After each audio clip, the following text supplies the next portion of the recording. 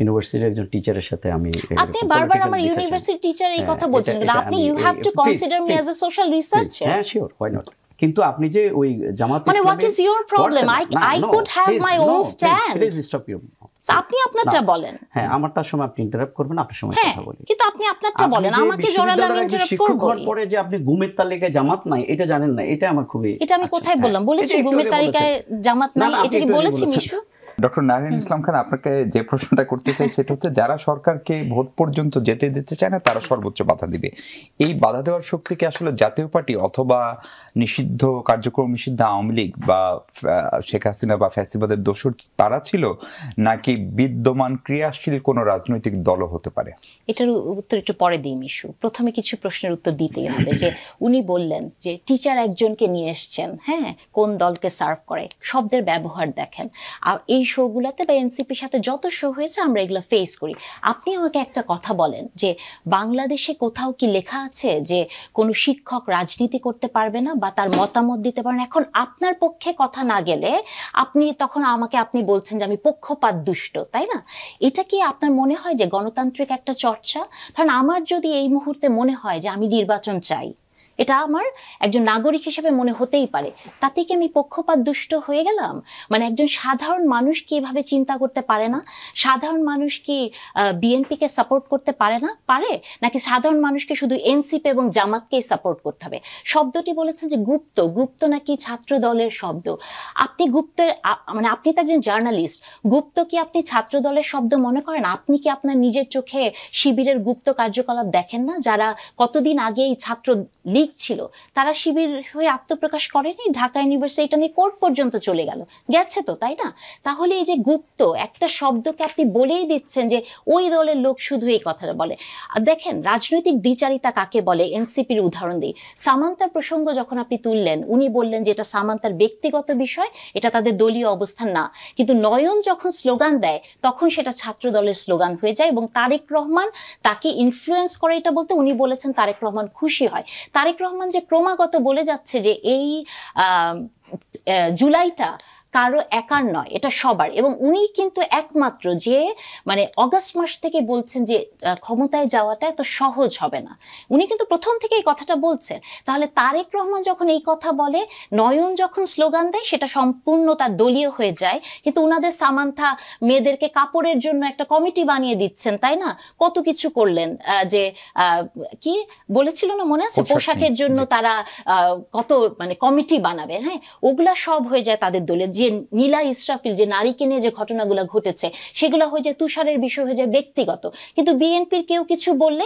সেটা হয়ে যায় দলীয় আপনি মনে করেন না যেটা রাজনৈতিক দ্বিচারিতা আমি তো মনে করি যে 16 জুলাই প্রথম তারেক রহমানই বলেছিল এক দফার কথা আমি ওনার কাছে বিনীতভাবে প্রশ্ন করতে চাই এটা একটা পেপারে আছে আপনি গুডনেস না বলে একটু ঘেটে দেখবেন আচ্ছা আমি কথা শেষ করি তাহলে কারণ আমিও কিন্তু কোনোদিন মিশু জানে যে আমি কোনো টক শোতে মাঝখানে কথা বলি না আজকে মনে হয় ফার্স্ট টাইম আমি ইন্টারাপ্ট করেছি উনি যে কথাটা বলেছেন ওনাকে আমি একটা বিনীতভাবে প্রশ্ন করতে চাই যে কোটা নিয়ে ওনারা আন্দোলন শুরু করেছিলেন ধরুন 10 দিন পরে শেখ হাসিনা যদি এটা মেনে নিত যদি শেখ হাসিনা বলতে যে আমি মেনে নিলাম বাবারা তোমরা আসো তোমরা সবাই বিসিএস এ চাকরি পাও ওনারা কি শেখ হাসিনার আজ্ঞাবহ হয়ে বিসিএস এর কর্মকর্তা হয়ে যেতেন না যেতেন তো অবশ্যই যেতেন তাই না কিন্তু বিএনপি যে দলটার কথা বলেন 17 বছর বিএনপি এই যে একটা ন্যারেটিভ বলা হয় যে বিএনপি কিছুই করতে পারে নাই বিএনপি তৃণমূলের একজন নেতারও 400-500 মামলা ছিল গুম হয়েছে তাই না আপনি দেখেন এই 17 বছর আগে রাজনীতিতে ওনারা যারা জামাতি ইসলামী করেছেন বা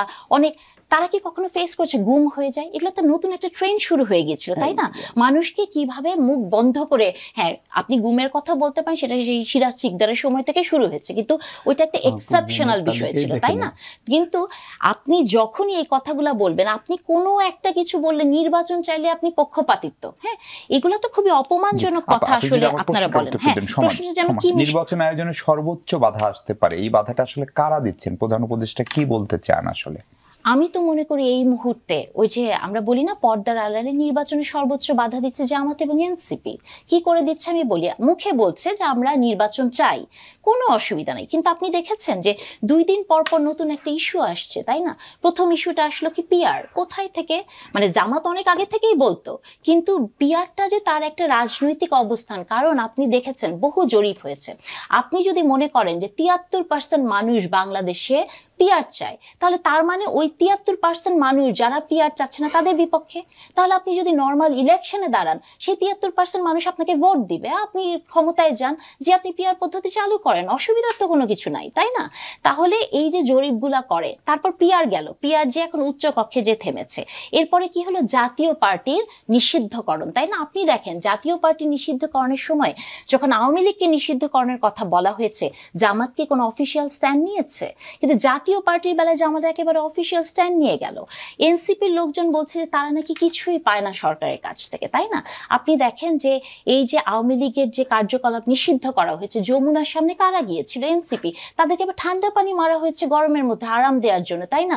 অথচ নুরু বেচারার কি হলো আপনি দেখেন, তাই না? তার মানে হচ্ছে কি যে আপনি নিজেকে সুবিধাজনক জায়গায় রাখার জন্য যখন যেটা ইচ্ছা আপনি সেটা বলবেন, আর অন্য কেউ যদি তার অবস্থান থেকে কথা বলে তাকে আপনি বিভিন্নভাবে ওইভাবেই বলে দিচ্ছেন যে একজন টিচার নিয়ে এসছেন যে অন্য দলকে কি সাপোর্ট করে। শব্দের ব্যবহার আপনি চিন্তা করে দেখেন, শব্দ চয়ন। হ্যাঁ জি ভাই, আপনার কাছে যেটা বলতে চাই, বিএনপির আরেকজন সিনিয়র নেতা উনি অভিযোগ করেছেন নির্বাচন বানচালের চেষ্টা চলছে, এবং প্রফেসর নাহিনায়েন ইসলাম যেটা বলছেন, বানচালের সেই চেষ্টা যারা করছেন সেটি অবশ্যই অন্য দলও হইতে পারে যারা পলাতক, কিন্তু সেই অভিযোগ আপনাদের দিকেও আছে, এটাকে কি বলবেন? আসলে আজকের টকশো তো আপনি যা বলতেছেন ওগুলোর উত্তর দেওয়া যাচ্ছে না, আপু যা বলতেছে ওগুলোর উত্তর দিতে হচ্ছে, মানে যুক্তি খণ্ডন করতে হচ্ছে বেশি। কারণ আমি ফার্স্ট টাইম পলিটিক্যাল এমনি যারা যায় তাদের সাথে তো কথা বলি, কিন্তু ফার্স্ট টাইম এরকম ইউনিভার্সিটির একজন টিচারের সাথে আমি, আপনি বারবার আমার ইউনিভার্সিটি টিচার এই কথা বলছেন,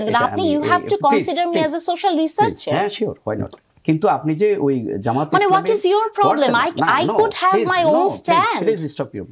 আপনি আপনারটা বলেন। হ্যাঁ, আমারটার সময় আপনি ইন্টারাপ্ট করবেন, আপনার সময় কথা বলি। কিন্তু আপনি আপনারটা বলেন, আমাকে জোরালো আমি ইন্টারাপ্ট করব। পরে যে আপনি গুমের তালিকায় জামাত নাই এটা জানেন না, এটা আমার খুবই, এটা আমি কোথায় বললাম? বলেছি গুমের তালিকায় জামাত নাই, এটা কি বলেছি মিশু? আচ্ছা, আপনি যে ফরহাদ নামে ঢাকা বিশ্ববিদ্যালয় যাকে আজকের যে প্রেসিডেন্ট হিসেবে ছাত্রলীগ করতো, আপনি দেখেন ছাত্রলীগের যে ফরহাদ, সে কিন্তু ভিডিও এখন ভাইরাল, সে বলছে আমি ফরহাদ। তাহলে আপনি এটা কিভাবে বলতে পারলেন? নারীদের নির্যাতনের ব্যাপারে যে বলে এসেছে ছাত্রদল করে, অলরেডি তার এটা ভাইরাল হয়ে গেছে, তার স্ট্যাটাসের মধ্যেই কিন্তু বিএনপির সকল কার্যক্রম পাওয়া যাচ্ছে, মানে যাকে নিয়ে হাইকোর্ট পর্যন্ত যাওয়া। এবং আপনি একটু আগে নিজেই বলেছেন যে এটা হাইকোর্টে গেছে, গুপ্ত সংগঠন বলেই কিন্তু নিয়ে যাওয়া হয়েছে। সেখানে সুপ্রিম কোর্টের রায়কেও কি আপনি অনার করেন না? সুপ্রিম কোর্ট রায় দিয়েছে যে ইলেকশন হবে 9 তারিখে, এবং এর মধ্য দিয়ে আপনার বিশ্ববিদ্যালয় সহ সব বিশ্ববিদ্যালয় ইলেকশন, কিন্তু ওই ছেলেটিকে বহিষ্কার করেছে সাময়িকভাবে ঢাকা বিশ্ববিদ্যালয়। সুতরাং এই যে পিআর পদ্ধতি, আপনি বলেছেন যে পিআর পদ্ধতি নতুন করে নিয়ে আসছে, 133টা দেশে পিআর পদ্ধতি আছে। ইওর একাডেমিশিয়ান, 91টা 133 না, ভুল বলেছেন, 91টা। আমি হিস্ট্রি বলে দেব আপনাকে, 133 আছে, আপনি খুঁজুন। আচ্ছা, এরপরে আসেন পিআর পদ্ধতি অলমোস্ট সব জায়গায় সেম না, আমরা বলছি this is the discussional matter. Caretaker সরকার যখন আমরা নিয়ে এসেছি তখনও কিন্তু এটাকে বলা হয়েছে জামাত নতুন কি নিয়ে আসছে, বিএনপি বলেছিল যে বাংলাদেশে নিরপেক্ষ বলতে কেউ নেই, সেই কেয়ারটেকার নিয়েই কিন্তু আমাদের সাথে আন্দোলন হয়েছে। আপনারা এখন সবচেয়ে মোস্ট পপুলার ইস্যু। সুতরাং আজকের পিআর পদ্ধতি জামাত বলেন, দিস ইজ দ্য, আপনি একজন একাডেমিশিয়ান হিসেবে জানার কথা, এটা বলেছি আমার কথার মধ্যে ঠিক মনোযোগ দিয়ে শুনুন। সুতরাং আপনি পরে বলবেন। এরপরে জাতীয় পার্টি, সে আমাকে শেষ করতে হয়। আমরা আওয়ামী লীগ নিষিদ্ধের ব্যাপারে আমরা নাকি বলি নাই, স্ট্যান্ড নেইনি। আওয়ামী লীগ নিষিদ্ধের ব্যাপারে আমরা রাজপথে ছিলাম, মানে যমুনার সামনেই ছিলাম, আমরা সব জায়গায় ছিলাম।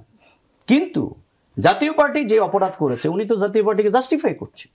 এই হত্যা, গুম, 15 বছরের নির্বাচন করতে না দেওয়ার যে ইতিহাস, এর সব কিছু এই জাতীয় পার্টিকে বহন করতে হবে, এবং অবশ্যই জাতীয় পার্টিকে নিষিদ্ধ করতে হবে। আমরা সবাই চেয়েছি, কিন্তু একমাত্র বিএনপির হচ্ছে একটি ব্যাপারে শুধু হ্যাঁ, ইলেকশনটা দিয়ে দেন যে কোনো ভাবে, আর বাকি সংস্কার দরকার নেই, জুলাই সনদ দরকার নেই, আইন শৃঙ্খলা পরিস্থিতি যাই হোক। আজকের ইলেকশন যদি পেছায়, আপনি বলছেন এনসিপি জামাত, আজকের ইলেকশন যদি পিছিয়ে যায় তাহলে বিএনপির কারণে পেছাবে, কারণ বাংলাদেশে জুলাই পরবর্তী মানুষ চেয়েছিল যে এখানে মানুষ অন্তত চাঁদাবাজি, জুলুম, নির্যাতন, হত্যা, রাহাজানি থেকে বাঁচবে। কিন্তু বিএনপি তার হাতে কত লোক খুন হয়েছে, তার দলীয় কর্মী, পাথর দিয়ে মানুষ মারা আমি হয়েছে। অনেকক্ষণ থেকে আপনার কথা থেকে একটা প্রশ্ন করার নির্যাতন মানুষ চেষ্টা করছে, সেটা হচ্ছে আপনি পিয়ারের কথা জামাত বলছে, কিন্তু জামাত সম্ভবত প্রথম রাজনৈতিক দল যারা 300 আসনে প্রার্থী চূড়ান্ত করে তাদেরকে মাঠেও নামিয়েছে প্রস্তুতি। তাহলে আপনি থিওরিটিক্যালি পিয়ারের কথা বলছেন, পিয়ার করলে তার প্রার্থী দরকার। আপনি মনে হয় এটা ভুল বলছেন, এটা আমি অনেক জায়গায় উত্তর দিয়েছি। পিয়ার মানে কিন্তু প্রার্থী প্রকাশ হবে না, বিষয়টা কিন্তু তা না। পিয়ার মানে হচ্ছে তার প্রার্থী প্রকাশ তাকে করতে হবে। দেন আমি যদি আমাকে প্রফেশনালি রিপ্রেজেন্টেশন আমাকে এটা দেয়, তাহলে আমার এখান থেকে যাবে। আমি যদি আপনি নচেত তো পরবর্তীতে মানুষের এখানে ডাকাত, চোর ও অন্য কাউকে নিয়ে আসবে, প্রার্থীকে অবশ্যই প্রকাশ করতে হবে। এবং আমি আপনাকে এই কথা বলতে চাই যে পিয়ার পদ্ধতি কিন্তু পৃথিবীর সব জায়গায় সেম না। This is the discussion.